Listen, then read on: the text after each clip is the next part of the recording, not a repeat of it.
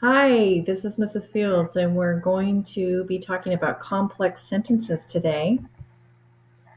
Our target is I can create complex sentences. Well, what are complex sentences? Complex sentences are sentences that include an independent clause and a dependent clause. You're probably asking yourself, what?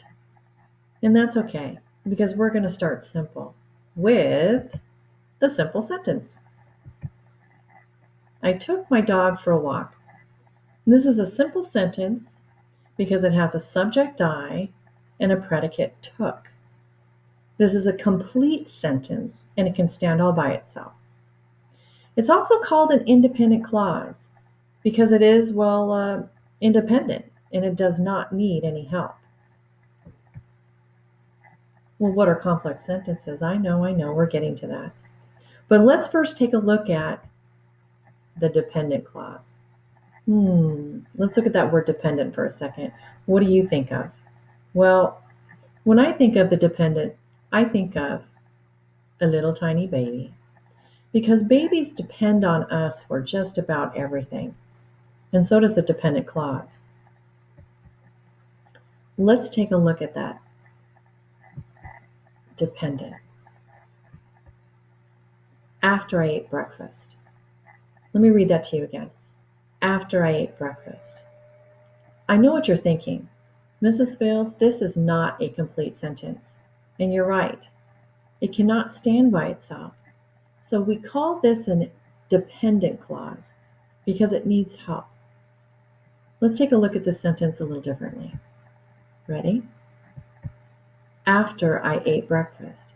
You'll notice this time that I've highlighted after in red. And I did that because I want us to take a look at after as a subordinating conjunction. Now that's a pretty big word, subordinating conjunction. But going back, I like to think of it as the baby's hand. And the baby's hand just holds on to the independent sentence. That's all. So let's take a look at some of these subordinating conjunctions. We have after, although, because, before, if, since, unless, until, when, where, while. There are a lot more of them, but these are the most common. So let's link those sentences together, shall we? I took my dog for a walk after I ate breakfast. You'll notice that the independent clause is first, and the dependent clause follows immediately after. And they're linked with the word after, the subordinating conjunction. But watch this. We can also flip them around. And this time, we put the dependent clause first and the independent clause second.